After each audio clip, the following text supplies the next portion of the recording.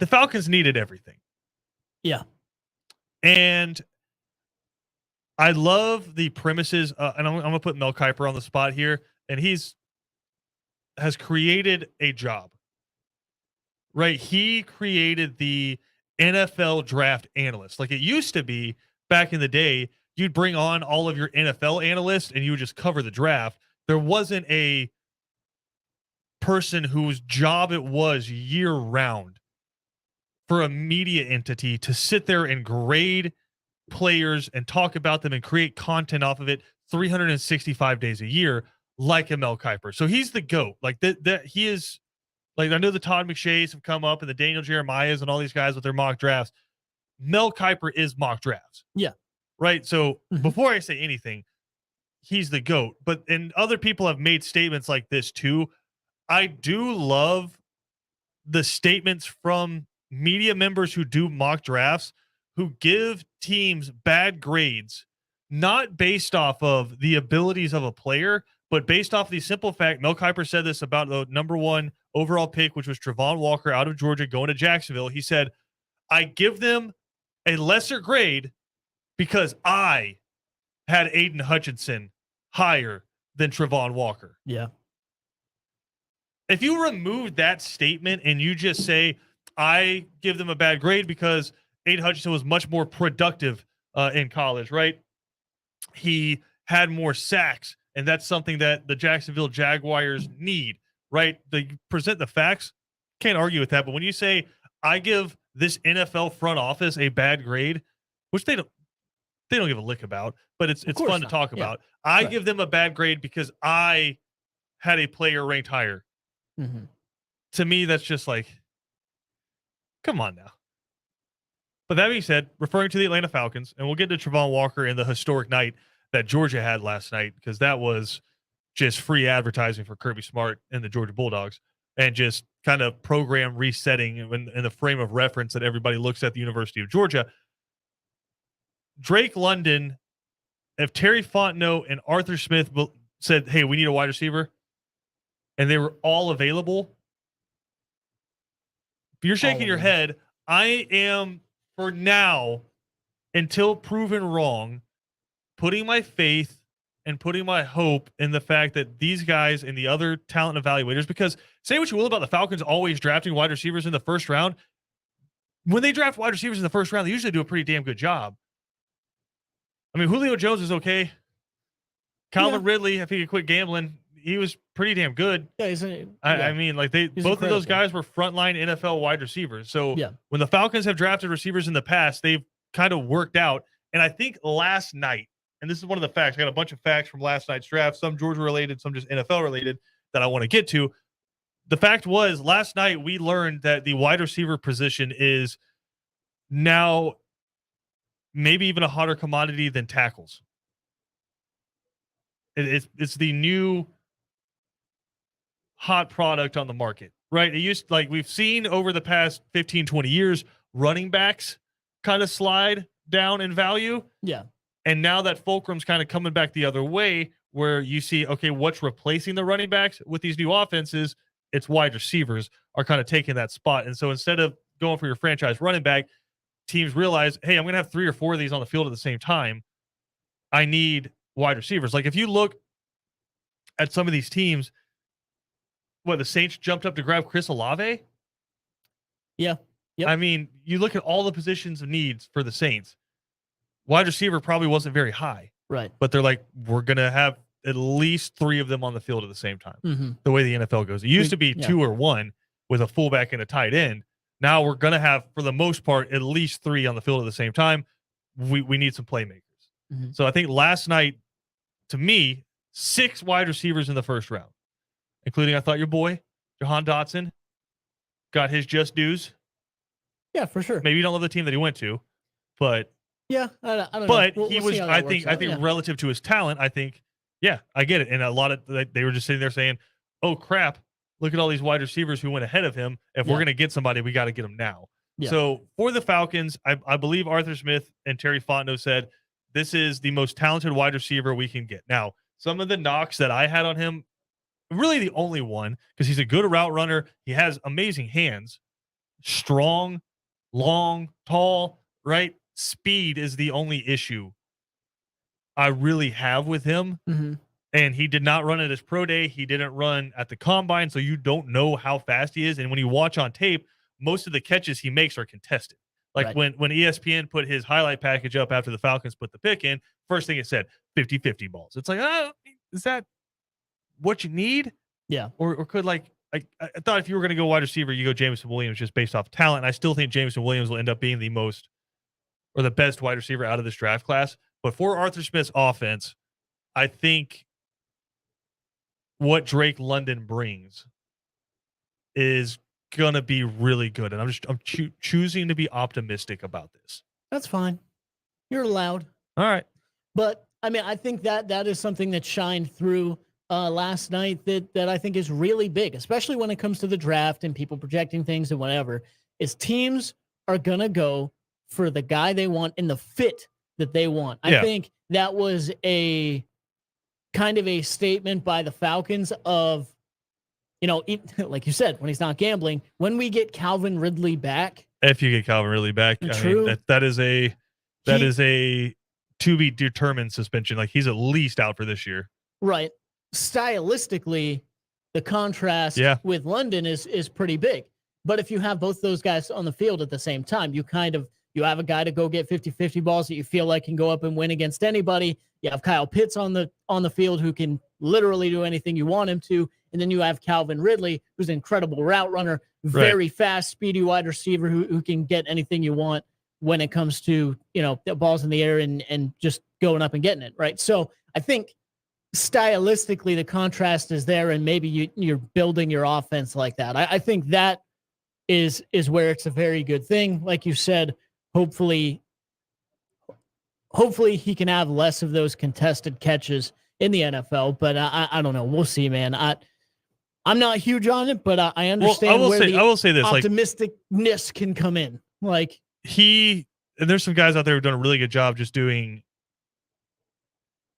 statistical breakdowns of his routes in college. And I've seen 3 or 4 different ones. The most consistent, or not consistent, the route that he ran the most was the 9 route, right? Just go. Yep. And whether that's you beat somebody deep and you get behind them when we throw it to you, or it's one-on-one against a corner that's 7 inches shorter than you, we're just going to throw you a back shoulder. We're just going to throw it up and go get it. We're going to throw you a back shoulder, and you can just make a play. That was his one. But the one that I kept hearing last night from some of these people who do film breakdowns on Twitter is his slant route is just devastating. And it's because of how big he is. Mm-hmm. And it's like basketball, right? If he gets inside of you and posts you up and you're kind of shading towards the outside because you're afraid you're going to get beat deep on that 9 route and he comes inside on a slant route, that's 7-8 yards and there's nothing you can do about it. Right. And so it can be a consistent key for the Falcons offense going forward there in Drake London. So I'm interested to see him inside this offense. So now you're sitting there looking, you're like, okay, we have Kyle Pitts, Zacchaeus, Drake London, Cordero Patterson, Mike Davis. It ain't great. And then I'm just looking at 2022, and this is not why you take Drake London for 2022. You take it going forward, but it ain't great, but it ain't the worst either. And so now if you're the Atlanta Falcons, where are you going here? The hot button topic seems to be you have 4 picks coming up today. You have 2 seconds and 2/3. Could you try to jump up inside the top 10 picks of the second round and get a Malik Willis? That's why is Kevin yelling at me? I have no idea. I know, but I'm saying, but they're picking they have the 11th pick, Kevin, but could they jump inside the top 10 to grab a Malik Willis? Could they move up, and if they think somebody's going to draft him, try to get in front of them, combining some of those picks? Or do you sit there and wait and take a Sam Howell or a Desmond Ridder? Or do you take a quarterback at all in the second round? Because there are some other guys, if you're looking for some backups, like Bailey Zapp out of Western Kentucky, that you could wait to get. I just got a sneaking suspicion into tonight the Falcons are either going to have a Malik Willis or a Desmond Ridder on their team. So that's your suspicion. That's what do you want? Like that's more what I'm interested in. All right, let's look best. Let's go best available. Let's take a look. But I have a list of guys in front of me. But like, I would just coming into this draft, and then if we were to look back at it in the first 2 rounds, if the Falcons were to come out of this with Drake London and a quarterback that I still don't fully 100% believe in, I would be insanely disappointed. Okay, so you want like you want my dream, or you like what like realistically what I would be happy seeing happen? Yeah, well, would you because would you be happy seeing Drake London and a Malik Willis or a Sam Howell for your first 2 picks? I don't know if that's great. Like I don't know if I think you would be happy with that. You know, based on what we talked about. Yeah, no, I'd leading into probably not overly happy if they go get. I mean, I know a lot of Falcons fans are saying like, hey, if he falls to us with the 11th pick in the second round, grabbing a Malik Willis, they'd be happy. It's not going to happen. Somebody's going to jump up to the top of the second round to try to grab that dude. So that ain't happening. Realistically, if you could get a combo of like David Njoku out of Michigan, who has only fallen into the second round because he tore that Achilles. Yeah. And then Kyler Gordon, the corner out of Washington, something like that, or Andrew Booth if he falls. If you can grab him, if you get a cornerback, I'd be okay with that. There's not a ton of defensive linemen that I really love for the second round. And see, this is what kills me is you do have guys like a John Mechie who's still sitting there at wide receiver, but you already took Drake London, or is your wide receiving room so bare that if he's still sitting there with your second pick in the second round, go grab a John Mechie. I also really like Perion Winfrey, the defensive tackle out of Oklahoma. I think he would be a good fit, 6'4", 290 pounds. Just add some beef to that defensive line because really right now there's not a great edge rusher really left outside of your boy. I'm not even going to pretend to try to pronounce his last name. Yeah. Arnold.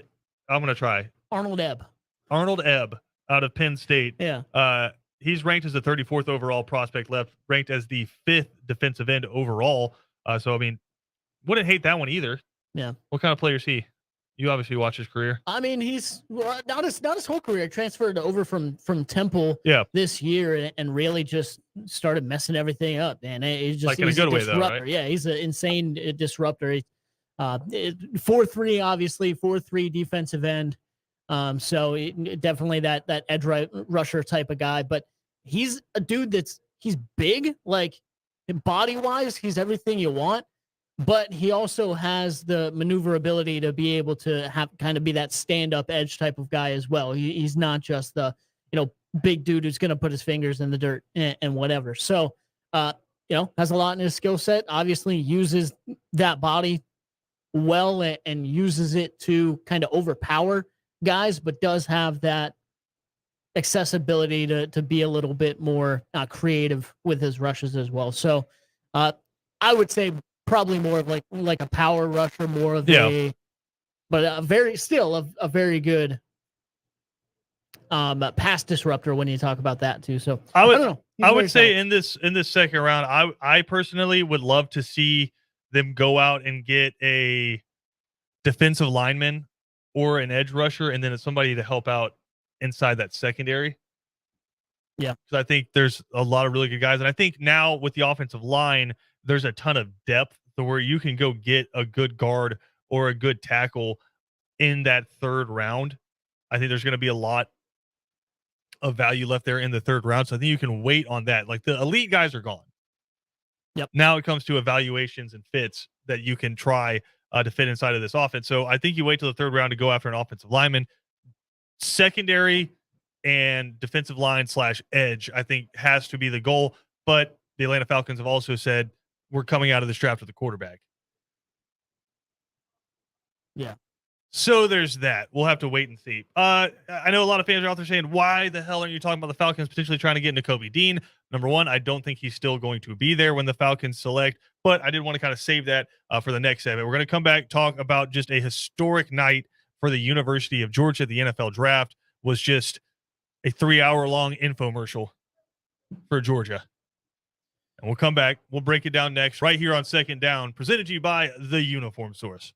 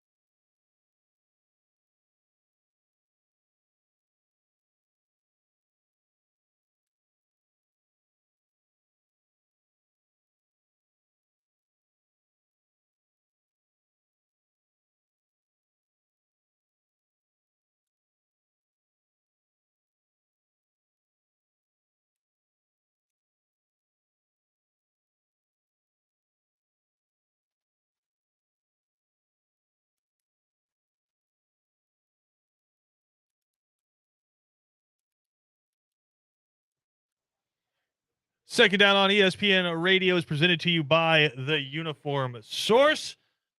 2 locations in Savannah to take care of all of your uniform needs. PJ, what's going on? Did anyone last night have a better night, well, outside of the players? I'd say they had a pretty good night. Than Kirby Smart. I don't think so. I think there might be one person, and that's Georgia defensive line coach Trey Scott. That's true. Who just watched 3 of his dudes get drafted in the first round. I mean, do you need a recruiting pitch after that when you're Trey Scott? Just kind of walk in. I mean, I guess unless Alabama's the other one that's coming after somebody, which is typically the case. You just walk in and I just go up on the Roku and just play the first round of the NFL draft this past year, and I go, Yep. See that right there? That's very true. Well, I think Georgia and, like you said, I think Georgia and Alabama are kind of both in those spots right now where it's like. That's just where Nick Saban lives. Well, yeah, but now all of a sudden, who's moved in next door? Yeah. That's the University of Georgia. And then again, God. They've been down the street. Like, they've been down the street for like 6 or 7 years. I don't know if they've even been in the same neighborhood. Yeah, they certainly have. I think they just bought a house in the neighborhood. I think that's the Georgia Bulldog in you coming out a little bit. Like, I don't know if we've been that good. Like, dude, since Kirby Smart's taken over, like year and a half to kind of develop, sure. And then boom, like Georgia was on the scene, and it's been getting closer and closer since then. Now, if you ask me, Georgia and Alabama are like, I mean, yeah, Alabama has the bigger house. They got the bigger backyard right now, but y'all are next door. I think Georgia just bought a lot in the neighborhood, and I don't know. Kirby Smart has started framing out the house. I don't know. Like Nick Saban's been there. Yeah, adding additions. Then again, if he was framing out the house, he'd be framing it out to be bigger than Alabama's, and he's not there yet. Yeah, but you got to frame it out before you build it. Yeah. That being said, last night it's a pretty damn good start. Absolutely. And I'll give you why Nick Saban's still in a different neighborhood here in a little bit. But last night, for the first time since 2013, Georgia had a defensive lineman drafted. And that was old John Jenkins to the New Orleans Saints, I believe in the 4th round. Prior to that, do you know the last Georgia defensive lineman that got drafted in the 1st round? God. No. David Pollock, 2005. Makes sense. Was the last Georgia defensive lineman drafted in the 1st round. You've had some guys over the years, the Charles Johnsons, Quentin Moseses, that have been drafted. But last night, you had 3 defensive linemen go in the 1st round. So kind of changing the narrative on that a little bit. Also, Georgia set an NFL record. Is that an NFL record or a college football record? Both. Georgia set a record. Had 5 players from the same defense drafted in the same 1st round. Yeah. Most ever from one defense. It's incredible. Does that kind of bump them up in the greatest college football defense of all time debate? I think so. Yeah. And that's if you needed another statement, just another one, just a tip on the cherry on top of this is possibly one of the best, if not the best college football defense of all time. Just not even like the production. If the production wasn't enough here, by the way, the NFL thought we were that good. Yeah. That we had 5 of our guys, drafted in that 1st round. So, yeah, I think that absolutely just puts a cherry on top for any doubters or anything like that. If there was anyone that kind of looked at it the other way, like, well, when the NFL is saying they're that good, I think that's a pretty good. Yeah, that's a pretty good topper there. And then just looking at it overall, last night Georgia had 5 picks in the 1st round. The ACC had 4. The Pac-12 had 4, and the Big 12 had 0. That makes sense, though. That's insanely impressive. What makes sense? It's insanely impressive, but it does make sense. Look at where those conferences are right now, and look at how good their teams are right now. I mean, it makes sense. That to me is the NFL doing its job. Like, that's at the very least, it kind of reaffirms, how good. Yeah, it reaffirms, of course, how good this defense is. But yeah, reassures also kind of how bad of a state those other teams are. Those other conferences. I mean, the fact that the Big 12 That was Texas, crazy, Oklahoma, Oklahoma State, Baylor, all those schools. Yeah. 0. That's a little mind blowing. And it doesn't look, I mean, maybe like a Nick Bonito out of Oklahoma, but it doesn't look like any of them are going to have anybody in the second round either. Right. Like you're probably going to get like 1 or 2 Oklahoma players, but outside of that, yeah, Big 12's in a rough spot right now. I guess you could say they had at least one, because Cincinnati, Sauce Gardner. Yeah. If you are they a Big 12 school yet? Like technically, not necessarily. No, all right. I think it like, they didn't play this year in the Big 12, so I don't know if that would count. You know what I mean? But no, for sure, it's weird. Also, I mean, you can always, it's kind of situational, right? Like the best teams in the Big 12, how young were their players? Obviously, I don't know if it's situational or. But yeah, I think this might be the state of the Big 12 and why Texas and Oklahoma are jumping. Kirby Smart now has something that Nick Saban does not. Do you know what that is? No. A number 1 overall pick.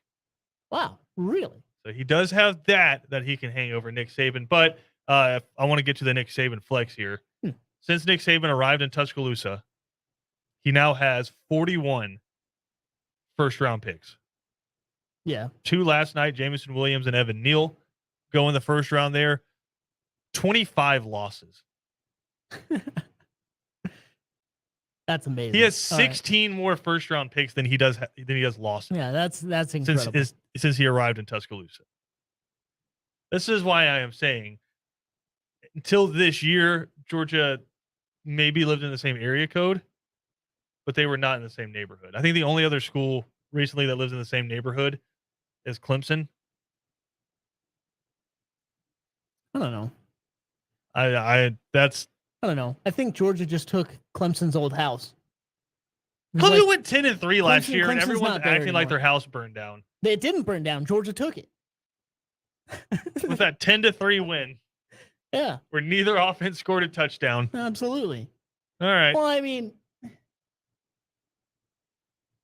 Okay, so now we're doing this. Okay, let me pull. Did you see what Mark Ingram said? Yeah, I'm happier because I didn't want to get into breaking down a 10-3 game to open the year. They won 10 years.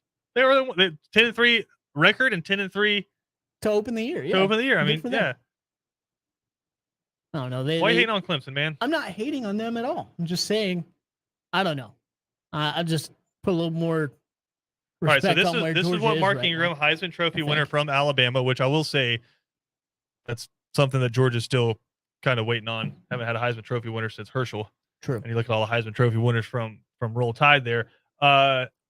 This is from Mark Ingram. The only reason why they made a national championship is because their head coach came from Bama. We're going to be back there again. I don't know I don't know about them, but we're going to be back there again. He would also go on to say when they've got it proven over several years, over a decade plus, then they can come talk to me. I think that's fair. To a certain extent. I mean, even last year, when you won your first national championship in 41 years, and you got that football that has like the scores on it, there's still that one that you skip over, and it's Alabama just absolutely slapping you. Right. Oh, very true. Like I think that's what Alabama has done over Nick Saban's tenure is absolutely ridiculous. For sure. That's why I still got a bigger house in Georgia. I mean, it's the best ever. So it's like, it's all relative, right? Like, yeah, Nick Saban's the best ever. This Alabama stretch is the most dominant stretch by any university ever. In every facet. Ever. Yeah. Like, I'd say even more so than the Oklahomas back in the day, right? The Nebraskas in the 90s. This is the most dominant stretch by a school ever in college football. Mm-hmm. But I think what has people worried is, what did we always hear about Georgia? Sleeping giant, right?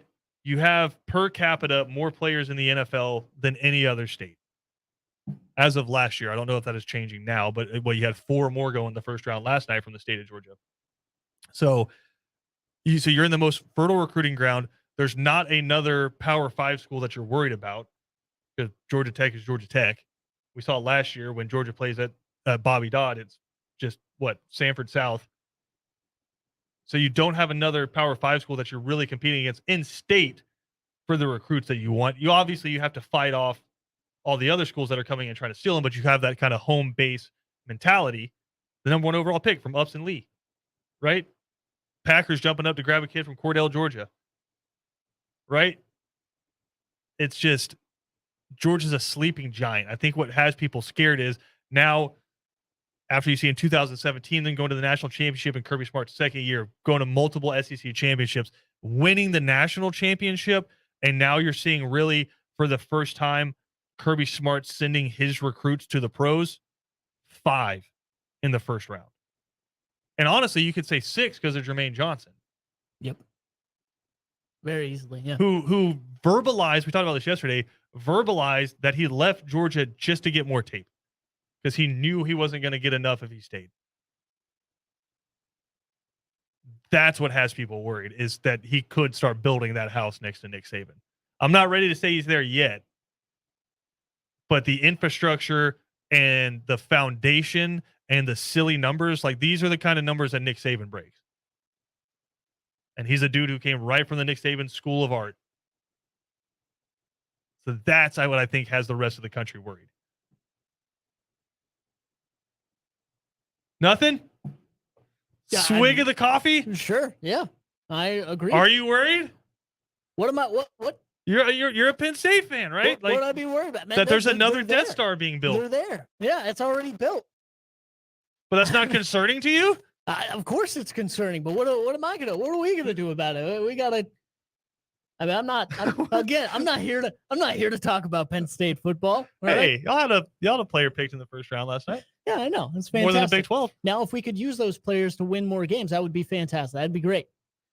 Maybe I know Penn State got another new athletic director. We'll see if they can help the coach win some big games now. That'd be solid. Or like hold on to double-digit leads. That'd be fantastic. And then maybe we could get even more good recruits. But no, I mean, I don't know. I'm with you. When you throw out the numbers, of course, like I've long said and agreed with anybody. If you're not agreeing with those takes of, 1, Nick Saban's the best to ever do it because just he is. Yeah. And 2, that this stretch from Alabama has been the most dominant stretch in college football history. But it has. I guess what I'm saying is you've seen teams that have tried to come up as on the mantle of the number 1 contender with Alabama. I think Clemson did that for a little bit, but they still weren't Alabama. But you never felt like, and really it came down to recruiting, right? Like they had the 1 year in 2018 where they put the 3 defensive linemen in the first round of the NFL draft, which Georgia just matched. Yeah. Right there. But it came down to Alabama was kind of like, that's cute. We do that every year. Right. And so you're trying to find that team that can hop up on that. And I think Texas A&M, I'm not saying they're going to get there. I'm saying that's kind of what Jimbo Fisher has put out as his vision is we're not trying to be second fiddle and just try to clip Alabama when we play them and then just go about our business. Like, no, we want to surpass them and how much money we're spending and the amount of players that we're sending to the NFL and the amount of NIL dollars that are coming in. I think Georgia is the closest right now. Yep. And I think just because, like, when we talk about Texas A&M, they don't have what Georgia has in the sense of they have more money to spend, but you also have to recruit against Texas. You have to recruit against Baylor. You have to recruit against the Texas Techs that are out there. You have to recruit against Oklahoma, which is just right across your border coming in to grab your players. LSU is on your other border trying to grab your players, right? There's a bunch of schools where, meanwhile, Georgia, your biggest recruiting rivals is an Auburn. That's right there that can steal the players out of Columbus, Georgia, right? Tennessee right now in North Georgia, but not quite as much. Like your biggest rivals that you're fighting off for the players that you want, it's Alabama and Ohio State. Right. And every now and then Notre Dame, like they did with Kyle Hamilton out of Marist, will come down and snag a couple kids out of Georgia. But for the most part, you are fighting Alabama and Ohio State for the players that you want. Right. And do you think there's going to be like a recruit in the near future where Alabama or Ohio State go in there like, yeah, listen, we get that they had 5 players in the first round, but you're a wide receiver. How many offensive players did you see go in the first round? Yeah.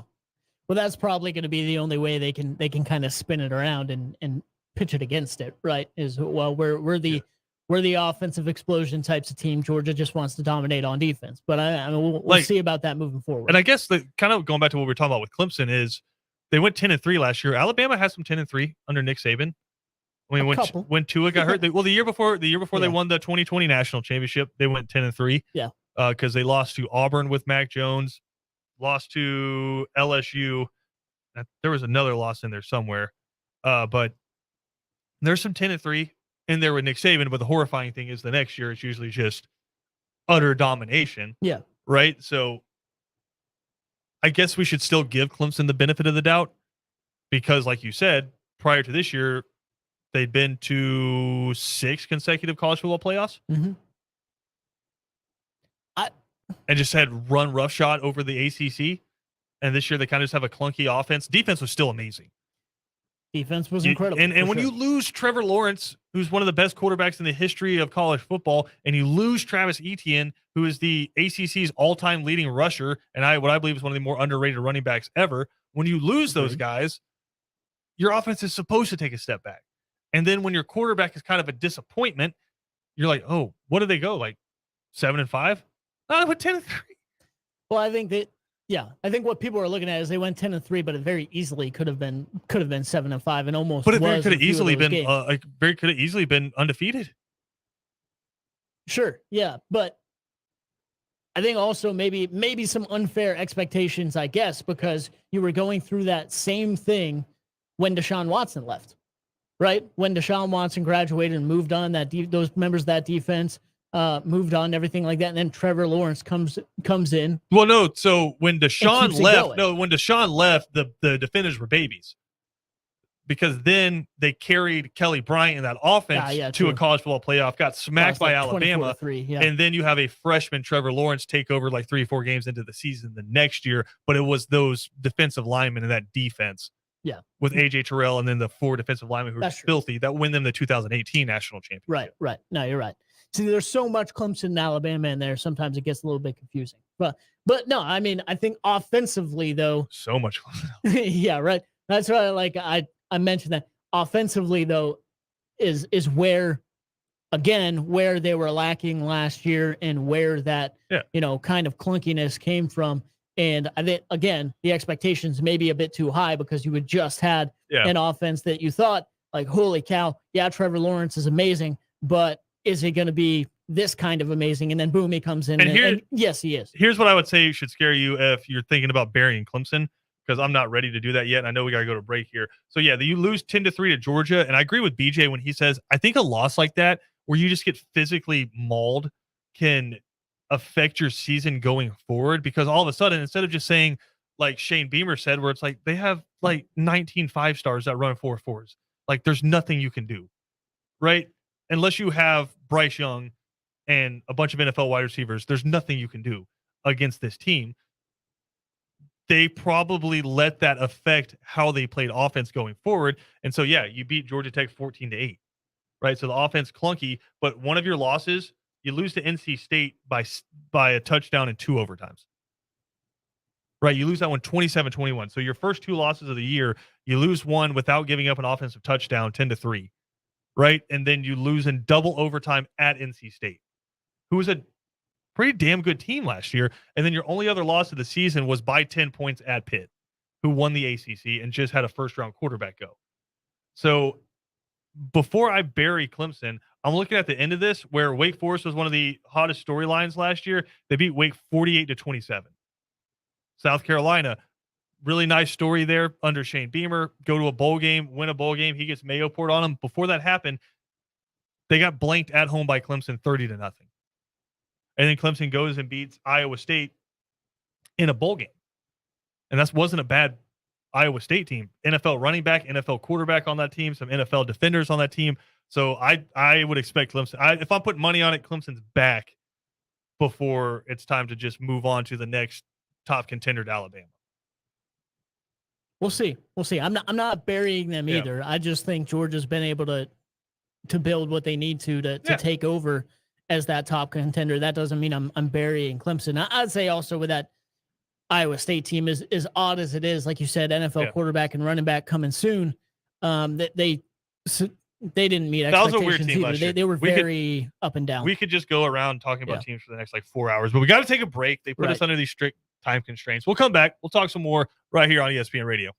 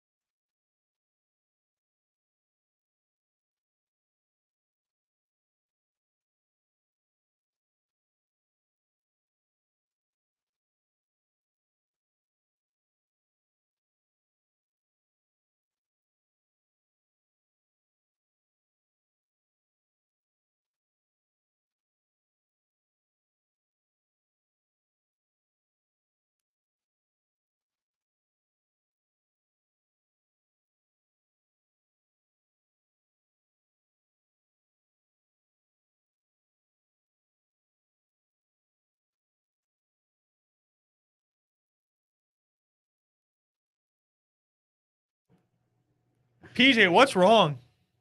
Nothing, man. We're good. Why are you complaining about the way our conversations go? It's wild. It's how our office has always been wild thing. And always will be. Yep. Like I said, I am happy about the fact that our conversation started last segment on Georgia in the NFL draft and ended up on the viability of Clemson as a consistent contender going forward in college football. It's an interesting thing. It means that we're doing this right. It means that our hearts are in the right place, which is always in college football. College football. It's where it's supposed to be. It means our hearts are in the right place. I think I might know what's wrong. What? Your Steelers took a quarterback. Oh, I was fine with that. I said several times. But you have Mr. Trubisky and Mason Rudolph. Mr. Trubisky. We'll see. We'll see about Mr. Trubisky. If anything, like this just ensured, everyone knows what's going to happen now. I think that's the only thing that I'm worried about with the Steelers and with them taking a quarterback, right? Is we know what's going to happen. We're going to get Steelers are going to start the season. They're going to be like 3-2 or 2-3 at the end of 5 games. And all the fans are going to be calling for Mitch Trubisky's head, even if he's playing well. If the Steelers are losing games, the fans are going to be calling for his head and calling for Kenny Pickett because, hey, it's a Pittsburgh guy, whatever. So we got a new quarterback. We want to use him. And then he's going to get thrown in the Born fire. and raised in Heinz Field. Yeah, so we'll see if that happens. I think it will.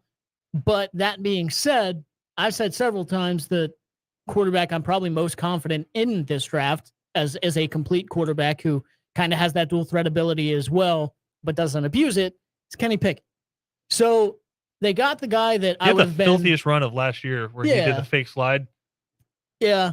So, like, yeah, I'm happiest I could have been with the Steelers getting a quarterback in the first round. I still think, there are some other places they could have went. And then you watch the Ravens just dominate the first round. Yeah. Getting Kyle Hamilton and Linderbaum out of Iowa. That's huge. So, yeah, we'll see. We'll see how it goes. All right. Well, they also traded away one of their weapons, though. It's true. And possibly angered their quarterback. I don't think there's a possibly. They definitely angered their quarterback in the process. So, yeah, a little WTF from Yeah. Lamar Jackson after they traded away Hollywood Brown. Right. That being said, we got to take a quick break. We'll come back, wrap it up, get you ready for 3 and Out coming up next right here on ESPN Radio.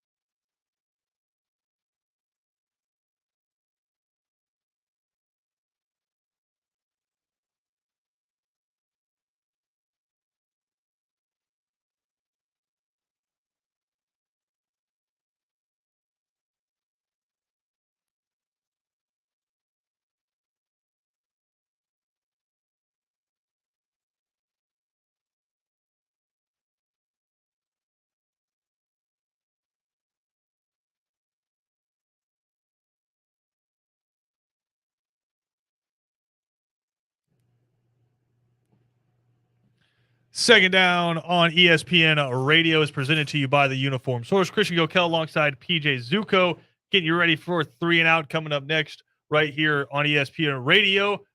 Braves hitting the road. They got a road set against the Texas Rangers, which that's one of those ones where every now and then you play in a stadium, like, when the hell was the last time they played there? I cannot remember the last time the Braves played at Ranger Stadium. So yeah. I'm excited to see that one. But PJ, the good news last night, old Ronnie Acuna returns. Yeah. Gets on base a few times, steals a couple of bases, and more so than anything, just kind of reinvigorated that team. All of a sudden, Dansby Swanson smacking the ball. You're getting big hits from Adam Duvall. Mm-hmm. Like, it's kind of that spark of energy that this team needed. And you go out there, you win that first series of the year against the Cubs. Now all of a sudden you're sitting there, you're 9-11. I think you're still 4.5, 5 games back from the Mets, but that's okay because Mets are going to Met. Yeah. And your season's just getting started. We talked about it yesterday. That could kind of be the turning point. I think last night you're going to look back at the end of the season, regardless of what happens in the playoffs, because I still believe the Braves are going to make the playoffs. But you can look back and say, okay, this is where this team got started. Yeah. And it was Ronald Acuna Jr. too. Like you said, the stolen bases were huge. I don't know in baseball, an unexpected thing. Well, I don't know. I think I love stolen bases. The energy that stolen bases gives teams. I don't know. It just pumps them up. And also, we talked about clunkiness, right? And things coming together at the right time. Not only did you have him coming back, invigorating the team, but also Kyle Wright absolutely dominating. Where the hell did Kyle Wright come from this year? Just thankfully he's here. He has arrived, I think, and it's good to see. And again, we got Braves coming up for you a little bit later. First pitch, 8:05, first pitch for Braves at the Rangers. Ian Anderson on the mound. Gets a pretty familiar face there in Garrett Richards. So got that coming up for you at 8:05. 3 and Out coming up next. Live reaction to the draft. Appreciate everyone hanging out with us today. We will talk to everyone on Monday.